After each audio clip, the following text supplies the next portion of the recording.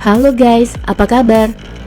Guys, sejak pergantian abad, teknologi telah berkembang pesat. Realitas kita sekarang dipenuhi dengan hal-hal yang dulunya hanya mimpi dalam beberapa dekade terakhir. Melihat bagaimana masa lalu terbentuk, saya menjadi penasaran seperti apa 30 tahun ke depan. Jadi saya melakukan sedikit riset tentang seperti apa kehidupan kita di tahun 2050.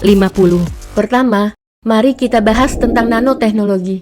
Selama bertahun-tahun, para ilmuwan telah membuat perkembangan yang menarik dan menemukan banyak aplikasi inovatif untuk nanoteknologi. Saat ini, nanoteknologi memiliki potensi untuk mengubah kehidupan. Para ahli di bidang ini percaya bahwa di masa depan, nanobot akan dipasang di otak kita untuk menghubungkan kita ke dunia virtual dengan lebih mudah dan lebih cepat menggunakan teknologi antarmuka otak dan komputer.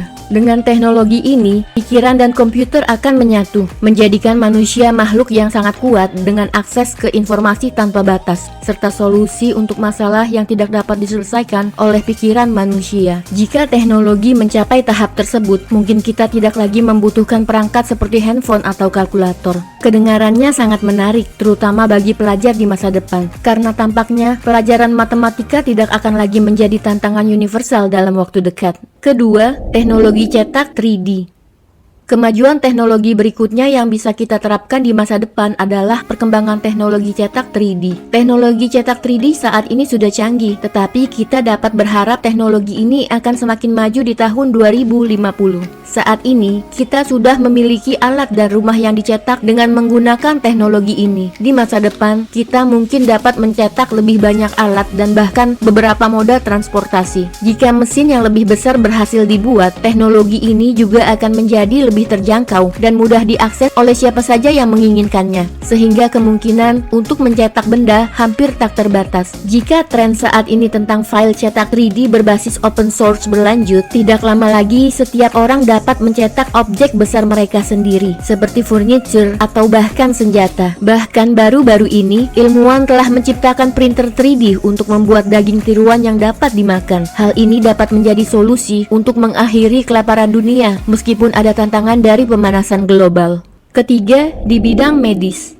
Sekarang kita beralih dari kepunahan handphone ke kemungkinan penghapusan kematian. Pada tahun 2050, konsep kematian sebagai akhir mungkin menjadi sesuatu yang usang. Dengan otak yang terhubung ke komputer melalui teknologi antarmuka otak ke komputer, informasi yang tersimpan di otak kita dapat ditransfer ke dalam hard disk, mirip seperti file komputer. Ini berarti data termasuk kenangan dapat diambil kembali dan diunggah ke dalam makhluk lain. Mungkin saja robot humanoid yang lebih maju. Dengan cara ini, pikiran terbaik di berbagai bidang akan tetap terjaga dan mampu terus bekerja pada inovasi-inovasi baru. Kemajuan lain dalam bidang medis, salah satu hal yang perlu dipertimbangkan adalah bahwa penyakit serius seperti kanker akan dapat disembuhkan. Mungkin satu-satunya kelemahan dari perkembangan ini adalah bahwa teknologi baru biasanya sangat mahal saat pertama kali, sehingga sebagian besar dari kita mungkin tidak dapat mengakses teknologi yang secara harfiah menyelamatkan jiwa ini dalam waktu dekat. Keempat, transportasi. Salah satu hal yang mungkin dapat kita akses pada tahun 2050 adalah transportasi. Sistem transportasi akan berubah secara signifikan. Saat ini, eksperimen mengenai mobil otonom sedang dilakukan oleh perusahaan seperti Tesla. Dan di Cina pun, taksi tanpa pengemudi juga sudah beredar di sana. Maka tidaklah sulit untuk membayangkan bahwa pada tahun 2050, teknologi untuk kendaraan sepenuhnya otomatis akan menjadi kenyataan. Beberapa keunggulan utama dari kendaraan otomatis ini termasuk pengurangan drastis angka kematian akibat kecelakaan lalu lintas, karena kendaraan akan berkolaborasi dengan sistem kontrol lalu lintas. Keuntungan lainnya adalah perubahan gaya hidup yang akan dibawa oleh kendaraan tanpa pengemudi. Tanpa perlu mengemudikan kendaraan, orang bebas memilih untuk bersantai atau lebih produktif selama perjalanan. Bayangkan saja, banyaknya waktu yang bisa digunakan untuk hal lain, tetapi seringkali waktu tersebut dihabiskan dalam kemacetan. Pengembangan menarik lainnya. Salah satu proyek menarik adalah Hyperloop One oleh Elon Musk, yang bertujuan untuk memindahkan sebagian besar transportasi publik ke bawah tanah menggunakan levitasi elektromagnetik dengan kecepatan bersejarah, yaitu 310 km per jam. Kereta ini menawarkan peluang untuk moda transportasi yang lebih cepat, lebih murah, dan lebih bersih. Jika banyak orang memilih menggunakan moda ini, maka insiden terkait lalu lintas akan semakin berkurang. Energi untuk transportasi masa depan. Masih dalam topik transportasi, bahan bakar yang digunakan pada semua moda transportasi di masa depan akan berasal dari energi terbarukan. Saat ini, dunia menghadapi pemanasan global dan ancaman kehabisan sumber daya alam, sehingga kita perlu mencari cara untuk beralih ke sumber energi yang lebih berkelanjutan. Hyperloop One sedang mengeksplorasi levitasi elektromagnetik, sementara industri otomotif juga mencari cara untuk mengurangi emisi kendaraan yang berbahaya. Semua upaya ini ditujukan untuk menghentikan penggunaan bahan bakar yang menghasilkan karbon. Selain itu, penelitian juga sedang dilakukan pada energi angin, tenaga surya, dan energi termal dari laut. Salah satu perusahaan yang menonjol adalah Blue Rise, yakni pengembang spesialis konversi energi termal laut yang sedang mengerjakan proyek yang dapat sepenuhnya menggantikan penggunaan bahan bakar fosil. Semoga Blue Rise dan rekan-rekannya berhasil cukup cepat untuk mengurangi beberapa masalah lingkungan yang kita hadapi. Lalu, kecerdasan buatan atau Artificial Intelligence atau AI. Sesuatu yang mungkin dapat diakses oleh semua orang adalah kecerdasan buatan atau AI. Bahkan, AI saat ini sudah lebih maju dibandingkan banyak inovasi yang disebutkan sebelumnya, dan pengembangannya akan terus meningkat seiring waktu. Para ahli di bidang ini percaya bahwa AI akan melampaui daya pemrosesan otak manusia. Hal ini tidak akan menakutkan jika tidak membuka kemungkinan terjadinya apokalips robot. Untungnya, para ilmuwan masih harus mencari cara untuk mengajarkan nilai-nilai manusia yang penting kepada AI sebelum dapat digunakan dalam kehidupan sehari-hari. Namun kebangkitan AI tentu akan mengubah wajah dunia kerja. Tidak hanya itu, pasar tenaga kerja juga akan berubah secara radikal. Dengan perkembangan yang sedang berlangsung, sekitar setengah dari pekerjaan yang ada saat ini akan punah dan digantikan oleh mesin AI dan robot pada tahun 2050. Dunia akan menjadi lebih saling terhubung dan lebih didorong oleh data daripada saat ini. Beberapa dari kita mungkin harus mempertimbangkan perubahan karir. Kemudian pendidikan. Seiring dengan perubahan pasar tenaga kerja, dunia pendidikan juga akan mengalami perubahan signifikan. Saat ini, pembelajaran digital semakin meningkat, terutama selama pandemi. Pada tahun 2050, sekolah digital sepenuhnya akan menjadi hal yang umum. Meskipun kita tetap menghadiri sekolah fisik, buku akan digantikan oleh tablet dan laptop. Untuk pendidikan tinggi, para ahli memperkirakan lebih dari 70% populasi siswa akan terdaftar dalam program gelar online dan menjadikan pendidikan lebih global.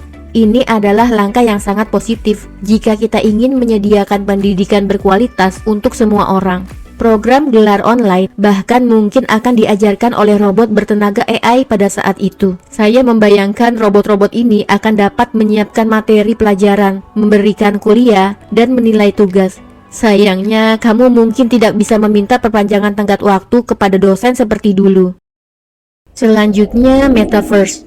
Sekarang kita beralih ke Metaverse. Sejak CEO Facebook, Mark Zuckerberg, mengumumkannya, realitas virtual dan AI telah menjadi bagian dari kehidupan kita sehari-hari melalui media sosial raksasa tersebut. Bagi mereka yang mungkin sedikit bingung tentang Metaverse, Anda tidak sendirian, dan Anda datang ke tempat yang tepat. Metaverse adalah lingkungan realitas virtual yang dihasilkan oleh komputer, di mana Anda dapat berinteraksi dengan pengguna lain melalui perangkat lunak berbasis AI. Ini adalah simulasi dengan avatar yang mewakili pengguna. Ketika fungsi-fungsi Metaverse semakin berkembang pada tahun 2050, Metaverse akan mampu menawarkan pengalaman virtual penuh, mulai dari berbelanja hingga berpergian, langsung dari kenyamanan di rumah Anda. Orang akan memiliki opsi untuk berbagi pengalaman virtual mereka dengan dunia. Bayangkan, melakukan perjalanan ke destinasi liburan favorit Anda bersama keluarga. Meskipun Anda tidak benar-benar berada di sana secara fisik. Namun itulah yang akan ditawarkan Metaverse. Menurut saya, semakin kita terhubung, semakin kita terasa berjauhan. Selanjutnya adalah uang. Meskipun kita masih akan menggunakan uang, satu hal yang semakin jarang digunakan selama bertahun-tahun adalah uang tunai. Mengikuti tren ini, kemungkinan besar uang tunai tidak akan lagi digunakan pada tahun 2050. Semua transaksi akan dilakukan secara virtual, dan mode transaksi keuangan baru akan muncul berkat AI dan keuangan terdesentralisasi. Saat dunia perlahan-lahan mulai mengadopsi teknologi tersebut, kita bahkan mungkin tidak perlu lagi berbelanja kebutuhan rumah tangga sendiri yang membuat uang kertas dan plastik semakin tidak berguna. Seperti Tesla yang memesan suku cadangnya sendiri saat dibutuhkan. Dapur dan lemari es otomatis kita mungkin akan memesan kebutuhan rumah tangga sendiri. Tidak ada lagi salah beli susu atau kehabisan susu. Kemudian untuk properti. Berbicara tentang otomatisasi perangkat rumah tangga, rumah-rumah pada tahun 2050 juga akan sepenuhnya otomatis. Rumah pintar, meskipun rumah pintar sudah ada, perkembangan yang akan tersedia dalam beberapa dekade mendatang akan menjadi meningkat besar dari apa yang kita miliki sekarang. Rumah pintar pada tahun 2050 akan memiliki fungsi aktivasi penuh berbasis AI, memungkinkan rumah untuk merasakan suasana hati dan kebutuhan kita tanpa harus memberi perintah sekalipun. Selain itu, televisi hologram interaktif akan ada. Artinya, Anda akan memanggil televisi hologram Anda secara verbal, dan televisi itu akan muncul tepat di depan Anda. Bagian terbaiknya, Anda tidak perlu lagi mencari remote karena Anda dapat mengontrol televisi dengan pikiran menggunakan nanoteknologi seperti yang dibahas di awal video. Jadi dengan itu kita telah kembali ke awal dalam video ini tentang menjelajahi bagaimana kehidupan kita akan terlihat pada tahun 2050. Sejujurnya ini hanyalah latihan imajinasi. Saya tidak ragu bahwa dunia akan sangat berbeda pada tahun 2050. Namun saya berharap sistem dan struktur sosial kita saat ini mampu mengatasi inovasi-inovasi yang akan datang ini. Jadi, bagaimana menurut Anda tentang inovasi masa depan ini? Apakah Anda pikir kehidupan akan terlihat seperti ini pada tahun 2050? Beritahu saya di kolom komentar. Jika Anda menikmati video ini, klik tombol subscribe dan sampai jumpa di video berikutnya.